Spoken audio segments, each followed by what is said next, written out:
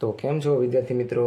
હવે આપણે ધોરણ 10માં ચેપ્ટર નંબર 11માં વર્તુળ સંબંધિત ક્ષેત્રફળમાં સ્વાધ્યાય 11.1નો પ્રશ્ન નંબર 1 જોઈએ. જો 6 સેમી ત્રિજ્યાવાળા વર્તુળના વૃત્તાંશ દ્વારા કેન્દ્ર આગળ બનતા ખૂણાનું માપ 60 હોય તો વૃત્તાંશનું ક્ષેત્રફળ મેળવો. જો વિદ્યાર્થી મિત્રો, આ ધારો કે વર્તુળ છે અને વર્તુળના ખૂણાનું માપ આપણને આપેલું છે. આ આપેલું છે આપણને 60 આપેલું છે અને ત્રિજ્યા આપેલી છે 6 સેમીની આપેલી છે. તો ચાલો વિદ્યાર્થી મિત્રો, તો આપણે વૃત્તાંશનું ક્ષેત્રફળ મેળવવાનું છે. એ નામકરણ કરી નાખીએ એ, બી, પી અને ક્યુ. લખીએ અહીંયા થીટા ખૂણાવાળા વૃત્તાંશનું ક્ષેત્રફળ બરાબર થીટા છેદમાં 360 ગુણ્યા પાયરનો વર્ગ. થીટાની કિંમત આપણી પાસે છે વિદ્યાર્થી મિત્રો 60 પ્રશ્નમાં આપેલી છે. છેદમાં કેટલા આવશે? 360. અને પાઈની કિંમત જો વિદ્યાર્થી મિત્રો આમાં આપેલ નથી, પણ તમને ટેક્સ્ટબુકમાં કીધેલું છે કે પાઈની કિંમત જ્યાં ન આપેલી હોય ત્યાં 22/7 લેવાનું. તો અહીં લખશું 22/7.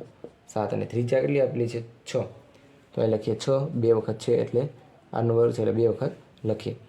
આ થઈ જાય 0 0 ઉડશે, 6 6 36. તો આ 1 6 અને બીજા 6 ગયા.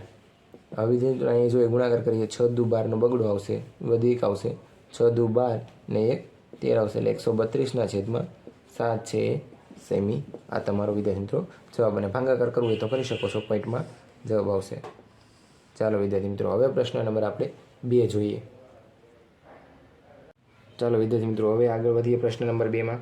22 સેમી પરિધવાળા વર્તુળના ચતુર્થાંશનું ક્ષેત્રફળ શોધો. હવે વિદ્યાર્થી મિત્રો, તમને અહીંયા પરિધ આપેલું છે, તો સૌપ્રથમ આપણે લખીએ અહીંયા વર્તુળનું પરિધ. વર્તુળનું પરિધ આવશે વિદ્યાર્થી મિત્રો 2πr અને એ તમને આપેલું છે 22 2. અને વિદ્યાર્થી મિત્રો, હમણાં આપણે જોયું કે પાઈની કિંમત કેટલી લેવાની છે? 22/7.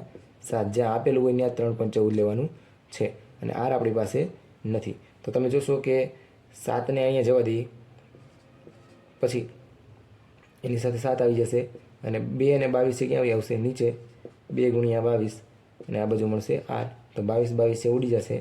ત્રિજ્યા આપણને મળશે 7/2 સેમી. હાલો, હવે વિદ્યાર્થી મિત્રો આપણને પ્રશ્નમાં પૂછેલું છે ચતુર્થાંશનું ક્ષેત્રફળ. જો વિદ્યાર્થી મિત્રો, આપણને ખબર છે કે આ વર્તુળ છે, તો વર્તુળના હું 4 ટુકડા કરું. ધારો કે આ 4 ટુકડા થઈ ગયા વર્તુળના, તો મારે આ જે ચોથો ભાગ છે એ મેળવવાનો છે. તો વિદ્યાર્થી મિત્રો જોશો તમે, તો આની સાથે જે ખૂણો બને છે કેટલાનો હશે? 90નો. તો આપણે અહીંયા 90 લઈ શકીએ છીએ. અને તો આ વૃત્તાંશનું આપણે ક્ષેત્રફળ મેળવીએ એ, બી અને અહીંયા આપી દઈએ ઓ. તો અહીં લખીએ ઓ એ બીનું વૃત્તાંશ, ઓ એ બીનું ક્ષેત્રફળ એવું લખીએ આપણે. વૃત્તાંશ ઓ એ બીનું ક્ષેત્રફળ થીટા છેદમાં 360 ગુણ્યા પાયરનો વર્ગ. ચાલો વિદ્યાર્થી મિત્રો, હવે થીટાની કિંમત આપણને કેટલી મળે છે? 90. અહીં લખીએ 360 અને પાઈની લઈ લઈએ 22/7. અને ત્રિજ્યા છે એ આપણી પાસે કેટલી છે વિદ્યાર્થી મિત્રો? 7/2. 2 વખત અહીંયા છે તો અહીં લખીએ કે 2 વખત. ચાલો વિદ્યાર્થી મિત્રો, હવે છેદ ઉડાડીએ, ઉડતું હોય ઉડાડી દઈએ. અહીંથી જશે 11, અહીં 7 7 ઉડી જશે, પછી અહીં 0 0 ઉડી જશે, પછી 9 ચોક 36 થશે. એટલે ઉપરની સાઈડ તમે જોશો વિદ્યાર્થી મિત્રો, તો ઉપરની સાઈડ લખું છું એટલે વ્યવસ્થિત તમને બતાય. 11 7 કેટલા થઈ જશે? 77 થઈ જશે. અને નીચે આપણી પાસે 4 દૂને 8 છે અને ભાગાકાર કરી શકો છો, અથવા તો આ પણ તમે રાખી શકો છો સેમી વર્ગ.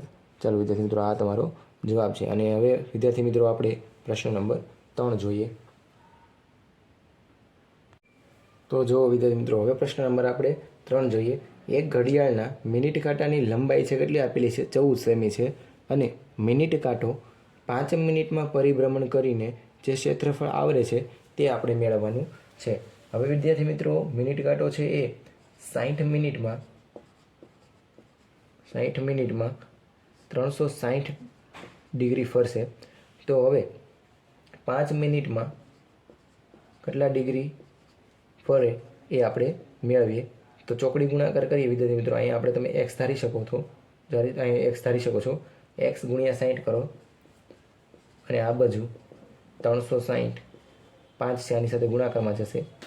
હવે 60ને છે તમે નીચે જવા દો એટલે 360 ગુણ્યા 5 અને છેદમાં આવશે 60. આ 0 0 ઉઠશે અને અહીંયા છાએ 36 અને 6 55 કેટલા થશે 30. તો વિદ્યાર્થી મિત્રો આપણે કેટલા ડિગ્રી મળશે 30 ડિગ્રીનો ખૂણો મળશે. ચાલો વિદ્યાર્થી મિત્રો મેળવવાનું આપણે શું કીધેલું છે એ જે 5 મિનિટમાં પરિભ્રમણ દરમિયાન કેટલો ખૂણો મિત્રો 30નો આંતરે છે. તો આપણે એનું વૃત્તાંશનું જે મળે છે વૃત્તાંશનું ક્ષેત્રફળ મેળવવાનું છે. તો લખીએ થીટા ખૂણાવાળા વૃત્તાંશનું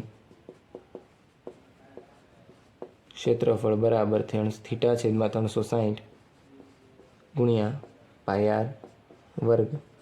ચલો હવે લખીએ વિદ્યાર્થી મિત્રો 30 મેળવ્યો છે આપણે ખૂણો લખીએ 30 અને આવશે 360.